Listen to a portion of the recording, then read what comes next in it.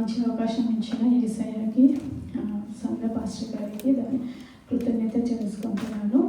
మనం ఇప్పుడు చదివిన ఈ 110వ కీర్తన వచ్చి దావీదు గారు రాసిన ఒక కీర్తనలు అన్నింటిలో మనము ఈ కీర్తన ప్రత్యేకంగా ఏమి అని చూద్దాము. అన్ని కీర్తనలు చూస్తే దావీదు గారు కష్టంలో ఉన్నప్పుడు దేవుడు ఆయన ఎలా రక్షించినారో దాన్ని బట్టి కృతజ్ఞత చెల్లించేదిగా, ఇంకా కొన్ని కీర్తనల్లో యెహోవాని ఆరాధిస్తూ పాటలు పాడి నాట్యంలాడి అలాంటి కీర్తనలు రాసినారు. కాబట్టి ఈ పర్టికులర్ 110వ కీర్తన వచ్చి కొంచెము ఇంకా దగ్గరగా అయితే చాలా డీప్గా ఒక ప్రాఫెసీ లాగా యేసయ్య గురించి ఆయన ఉన్న కాలం నుంచి ఒక 1000 సంవత్సరం తర్వాత రాబోయే యేసయ్య గురించి ఆయన ఒక కీర్తన రాసి ఉన్నారు. అది ఎక్కడ యేసయ్యకి పోలిస్తున్నారంటే 4వ వచన చదవండి ఎవరైనా. మెల్కీసెదెకు క్రమము చొప్పున నీవు నిరంతరము యాజకుడివై ఉందువని యెహోవా ప్రమాణము చేసి ఉన్నాడు, ఆయన మాట తప్పనివాడు. ఆయన మంచి మెల్కీసెదెకుకి తర్వాత తరంలో ఆయన పోలిక చేస్తున్నారు. ఇది ఎందుకు మెల్కీసెదెకు వాక్యము నేను చదివేటప్పుడు నేను ఆలోచించిన, నాకు అర్థం కాలేదు ఫస్ట్. తర్వాత నేను ఆలోచించిన ఎందుకు మెల్కీసెదెకు ఇక్కడికి రావాలి అని. అప్పుడు మనం చూస్తే జెనసిస్ 14th చాప్టర్ 18 verse చదవండి.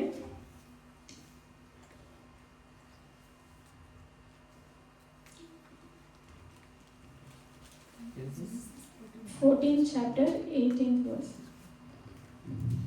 మరియు షాలేము రాజైన మెల్కీసెదెకు రొట్టెను ద్రాక్షారసమును తీసుకుని వచ్చాను. అతడు సర్వోన్నతుడగు దేవునికి యాజకుడు.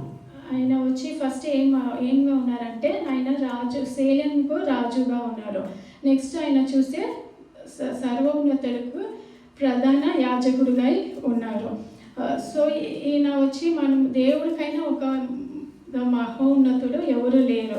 అయితే ఇక్కడ వచ్చి మెల్కీసెదెకు ఆల్రెడీ ఒక కింగ్గా ఉన్నారు, మళ్ళా ప్రధాన యాజకుడిగా ఉన్నారు. ఇప్పుడు మనము Hebrews chapter 8th verse 6th chapter 20 చదువుదాం. Hebrews chapter 6 verse 20. నిరంతరము మెల్కీసెదెకు క్రమము చొప్పున ప్రధాన యాజకుడైన యేసు అందులోనికి మనకంటే ముందుగా మన పక్షమున ప్రవేశించెను.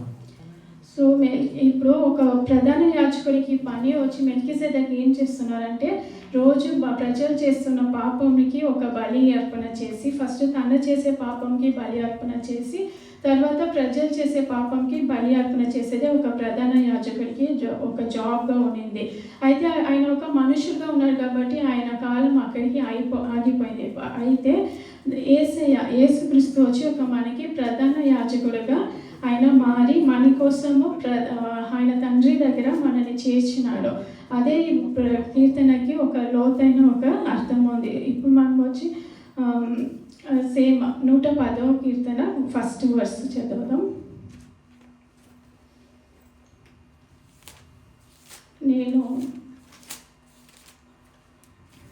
ప్రభువు నా ప్రభువుతో సెలవిచ్చుచున్న వాకు నేను నీ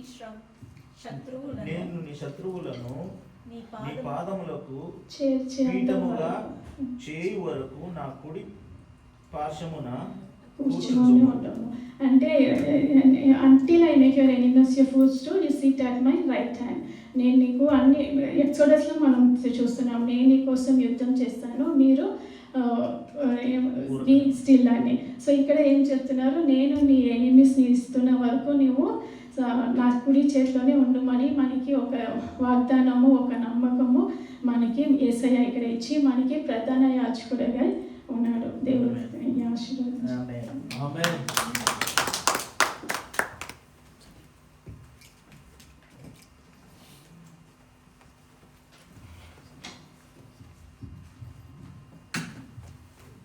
హల్లెలూయా,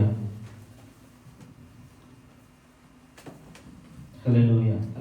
మరి ప్రభువైన యేసుక్రీస్తు మెల్కీసెదెకుని మనం ఈ కీర్తనలో కూడా చూస్తూ ఉన్నాం. హల్లెలూయా. మరి వివరించిన సహోదరి కొరకై దేవునికి వందనాలు చెల్లిస్తున్నా. ఆమేన్. హల్లెలూయా. మనం ఇప్పుడు కూడా కాసేపు మనమందరం కలిసి, మనకి సమయం ఉన్నది కాబట్టి మనమందరం కూడా కలిసి మనము ప్రార్థన చేద్దాం. ప్రత్యేకంగా మన భారతదేశం కొరకు మరి ఎక్కువగా ప్రార్థించాలి. మరి దేశమంతా కూడా జరుగుతున్న కార్యాలను మీరు చూసినట్లయితే, ప్రపంచమంతా జరుగుతున్న విషయాలు చూస్తున్నట్లయితే ఆయన యొక్క రాకడ అతి సమీపముగా ఉన్నది.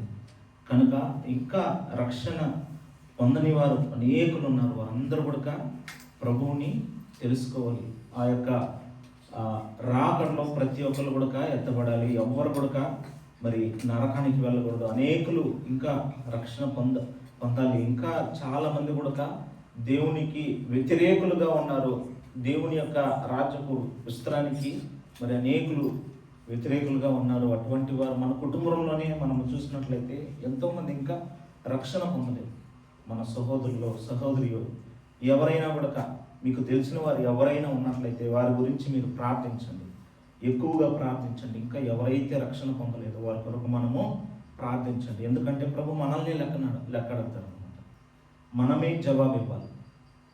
వారి యొక్క రక్తము మన పైన మోయబడుతుంది.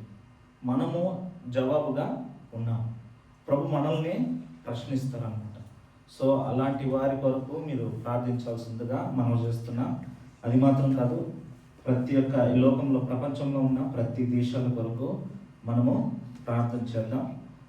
అందరూ మోకాళ్ళు ఉన్న కూర్చున్నాం. మన మధ్యలో ప్రదీప్ గారు ముందరకు వచ్చి ఈ యొక్క కార్యంపై ప్రార్థిస్తారు. సహోదరులతో కలిసి మరి మనమందరం కూడా ప్రార్థన చేద్దాం. మోకాళ్ళను కూర్చున్నాం. ఎలాగైనా కూడా మీరందరూ ప్రార్థించండి. ప్రభు మన ప్రార్థనని ఆలకించే దేవుడే. ప్రార్థన చేసుకుందాం.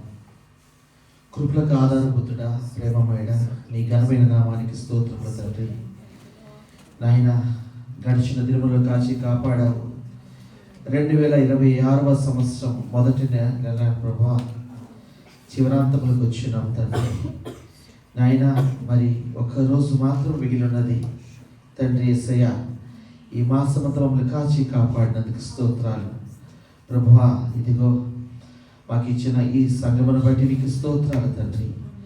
ఈ అన్య దేశముల ప్రభా, అన్య భాష, అన్య జనుల మధ్య తండ్రి నిన్ను ఆరాధించుటకు మాకు ఇచ్చిన ఈ ధన్యతను బట్టి స్తోత్రాలు తండ్రి. ఈ ప్రభువానైనా నిన్ను గణపరుచుకున్నటకు, నిన్ను ఆరాధించుటకు, మహిమపరుచుకున్నటకు, మా జీవితాలు సరిచేసుకున్నటకు, నిన్ను విజ్ఞాపన చేసి నైనా ఆరాధించుకున్నటకు, ప్రార్థించుకున్నటకు మాకు అందమైన సుందరమైన తండ్రి సంఘాన్ని ఇచ్చావు. ఈ స్థలం ఇచ్చావు తండ్రి. నీకు వందనాలు ప్రభువా.